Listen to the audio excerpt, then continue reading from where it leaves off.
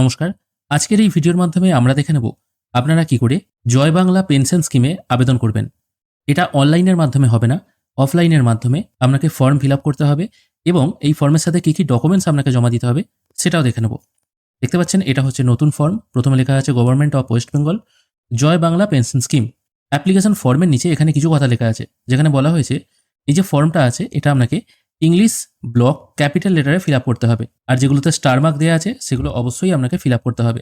যেগুলো star mark দেওয়া নেই সেগুলো আপনার ফিল আপ না করলেও চলবে। প্রথমে আছে অ্যাপ্লিকেশন ফর, মানে কিসের জন্য আপনি অ্যাপ্লিকেশন করতে চাইছেন। প্রথমে আছে তপশিলি বন্ধু, যেটা শুধুমাত্র এসসিদের জন্য, আর একটা আছে জয় জোহার, যেটা শুধুমাত্র এসটিদের জন্য। অর্থাৎ এখানে দেখা যাচ্ছে এই যে জয় বাংলা পেনশন স্কিমটা এটা শুধুমাত্র এসসি কিংবা এসটিদের জন্য, জেনারেলদের জন্য কিন্তু এখানে আবেদন করা যাবে না। তারপর চলে আসছে পার্সোনাল ডিটেল। এখানে বেনিফিশিয়ারি নেম যেটা আছে সেটা লিখতে হবে ক্যাপিটাল লেটারে। যেমন কোনো ব্যক্তির নাম যদি রামপাল হয় তাহলে ক্যাপিটাল লেটারে এই লাইনের ওপরে RAMPAL এরকম লিখতে হবে। তারপর তিনি মেল না ফিমেল সেটা সিলেক্ট করতে হবে। যদি মেল হয় মেলের ঘরে টিকমার্ক দেবেন, ফিমেল হলে ফিমেলের ঘরে টিকমার্ক দেবেন। তারপর date of birth Aadhaar card অনুযায়ী যেটা সঠিক বয়স সেটা এখানে লিখতে হবে ডে, মান্থ এবং ইয়ার ফরম্যাটে। যদি ডেট অফ বার্থ হয়, দেখা গেল আমি একটা উদাহরণ দিচ্ছি 12/10, তারপর হয়তো সালটা এখানে দিয়ে দিচ্ছি 1950, এরকমভাবে সালটা আপনারা এইভাবে ফিল আপ করে দেবেন। তারপর এজ অন 1/1/2026, মানে 1/1/2026 অনুযায়ী তার কত বয়স, এই বয়সটা শুধুমাত্র বয়স কত সেটা এ ঘরে বসিয়ে দিতে হবে। তারপর ওই ব্যক্তির বাবা এবং মায়ের নাম বসাতে হবে। এগুলো দেখুন স্টার মার্ক করা আছে, এগুলো দিতেই হবে। প্রথমে বাবার নাম ক্যাপিটাল লেটারে দিতে হবে, তারপর মায়ের নাম ক্যাপিটাল লেটারে দিতে হবে। তারপর আছে কাস্ট কি। এখানে দেখুন প্রথমে কাস্ট দেওয়ার অপশন আছে। যদি কোনো এসসি ক্যান্ডিডেট অ্যাপ্লাই করে তাহলে এসসির ঘরে এখানে যেমন টিকমার্ক দিতে হবে, তার সঙ্গে এই যে কাস্ট অপশন আছে এখানেও কিন্তু টিকমার্ক দিতে হবে, এসটি হলে পাশের ঘরে। তারপর তার রিলিজিয়ন কি আছে, তিনি হিন্দু না মুসলিম, শিখ না খ্রিস্টান, সেই রিলিজিয়নটা এখানে ক্যাপিটাল লেটারে লিখতে হবে। বৈবাহিক অবস্থা বা ম্যারেজ স্ট্যাটাস, ঠিক আছে, তিনি যদি বিবাহিত হয়ে থাকেন ম্যারেড করবেন, অবিবাহিত হয়ে থাকলে আনম্যারেড করবেন। যদি কোনো মহিলা অ্যাপ্লাই করেন এবং তার যদি স্বামী মারা গিয়ে থাকে তাহলে উইডো অপশানে সিলেক্ট করতে হবে। যদি কোনো পুরুষ অ্যাপ্লাই করে থাকেন এবং তার স্ত্রী মারা গিয়ে থাকেন তাহলে উইডোয়ার এই অপশানটায় ক্লিক করতে হবে। আর স্বামী স্ত্রী যদি পৃথক থাকেন বা আলাদা থাকেন তাহলে সেপারেটেড এই অপশানটায় টিকমার্ক দিতে হবে।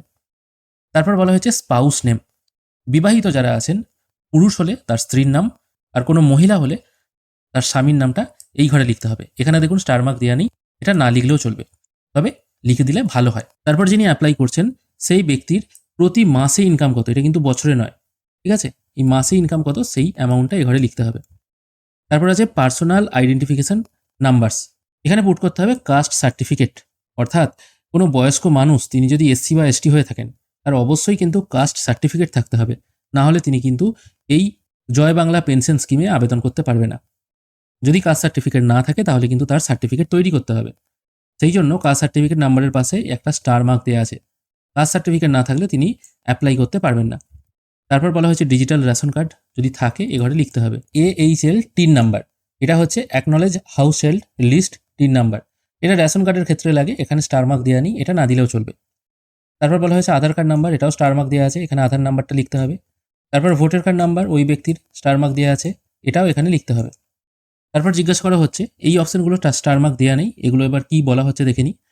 CAA application status if applicable. যদি কোনো ব্যক্তি ভারতের বাসিন্দা না হন, তিনি অন্য দেশ থেকে এসেছেন, তিনি এই পেনশনের জন্য আবেদন করছেন, তাহলে তিনি যদি CAA-তে আবেদন করে থাকেন সেই অ্যাপ্লিকেশন নাম্বারটা এখানে দিতে হবে।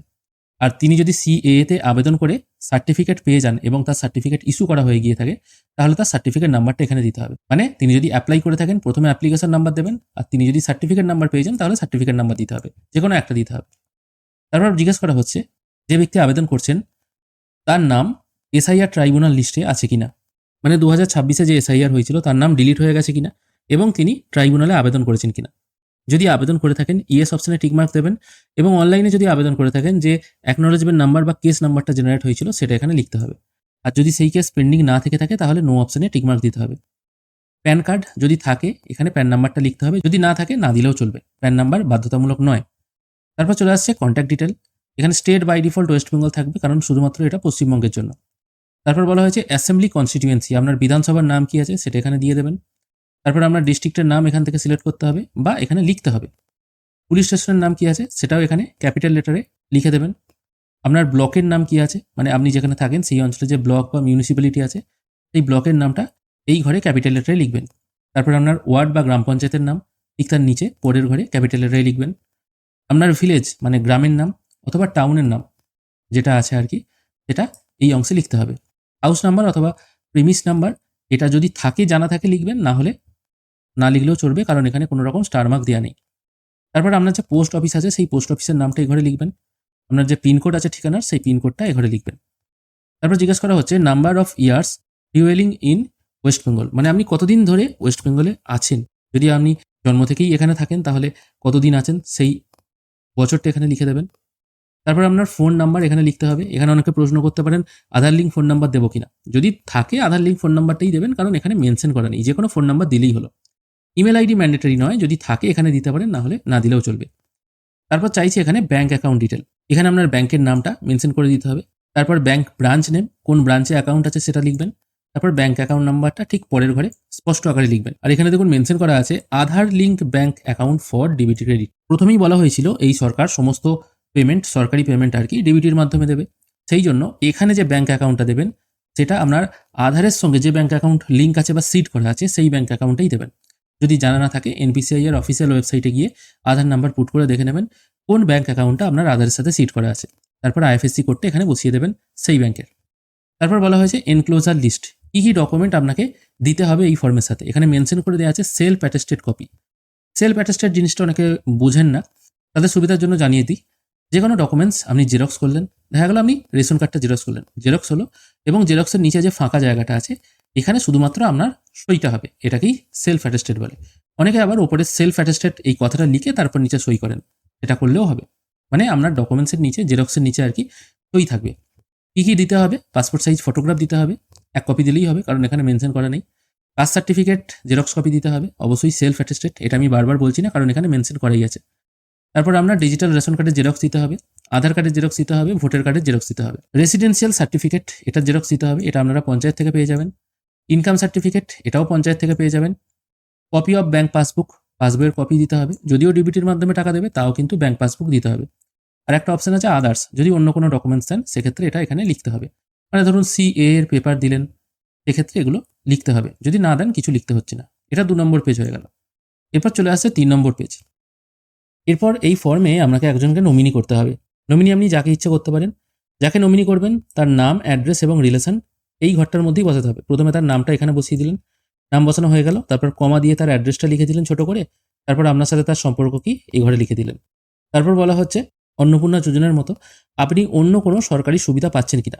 দেখুন এখানে বলা হয়েছে বর্তমানে আপনি সেন্ট্রাল গভর্নমেন্ট অথবা স্টেট গভর্নমেন্ট অথবা লোকাল অ্যাডমিনিস্ট্রেশনের যদি কোনো সাহায্য পেয়ে থাকেন তাহলে এই ঘরগুলোয় টিকমার্কস দিতে হবে। যেমন এনএসএপি, ডিসেবিলিটি পেনশন, মানে কেউ যদি প্রতিবন্ধী ভাতা পায়, বিধবা ভাতা পায়, এরকম কোনো যদি কেউ ভাতা পেয়ে থাকে তাহলে সেই ঘরটায় আপনাকে টিকমার্ক দিতে হবে। যদি এমনি কোনো ভাতা আপনি পেয়ে না থাকেন তাহলে এখানে টিকমার্ক না দিলেও হবে। তারপর আছে সিগনেচার অফ অ্যাপ্লিকেন্ট, এখানে যিনি অ্যাপ্লাই করছেন তার সিগনেচার হবে। তারপর এই ডেটটা, মানে যেদিন তিনি ফর্ম জমা দিচ্ছেন সেই ডেটটা এখানে বসাতে হবে। আর নিচের অংশটা আছে ফর অফিস ইউজ অনলি, এখানে কিন্তু আপনাকে কিছু ফিল করতে হবে না, এখানে অফিসাররা কিন্তু সমস্ত ফিল করবেন। এখানে এই অংশটায় আপনি কোনো কিছু কিন্তু হাত দেবেন না। 3 নম্বর পাতার একদম নিচের দিকটায় কিচ্ছু হাত দেবেন না, ফর অফিস ইউজ অনলি এই পর্যন্তই আপনাকে কাজ করতে হবে। এবং তার সাথে কী কী ডকুমেন্টস আপনাকে জমা দিতে হচ্ছে সেটা এখানে দেখে নিলেন। কীভাবে ফর্মটা ফিল আপ করবেন, এই ফর্ম কিন্তু অন্নপূর্ণা যোজনার মতো অতটা জটিল জিনিস নয়। এই ফর্ম অপেক্ষাকৃত অনেক সহজ, খুব সহজেই ফিল আপ করতে পারবেন। আর হ্যাঁ, এখানে আরেকটা কথা বলে দিই, ফর্মের প্রথমেই একটি আপনার পাসপোর্ট সাইজ ফটো এই ঘরটায় পেস্ট করতে হবে, ঠিক আছে। এখানে যে পাসপোর্ট সাইজ ফটোর কথা বলা হয়েছে এটা আপনাকে ফর্মের ওপরেই পেস্ট করে দিতে হবে। এই যে পাসপোর্ট সাইজ ফটোগ্রাফ, এটা কিন্তু ফর্মের ওপরেই পেস্ট করে দিতে হবে, এটা আলাদা করে কিন্তু দিতে হবে না। আজ থেকে ক্যাম্প শুরু হয়েছে, 15, 16, 17 3 দিন ক্যাম্প চলবে। যারা আবেদন করতে চান তারা অবশ্যই ক্যাম্পে গিয়ে আবেদন করতে পারবেন। এটা নয় যে ক্যাম্প শেষ হয়ে গেলে আর আবেদন করা যাবে না, ক্যাম্প শেষ হয়ে গেলে ব্লক অফিসেও আবেদন করা যাবে। আজকের ভিডিও এখানেই শেষ করছি। ভিডিও যদি ভালো লেগে থাকে অবশ্যই একটি লাইক করবেন। ভিডিও দেখার জন্য অসংখ্য ধন্যবাদ, ভালো থাকবেন।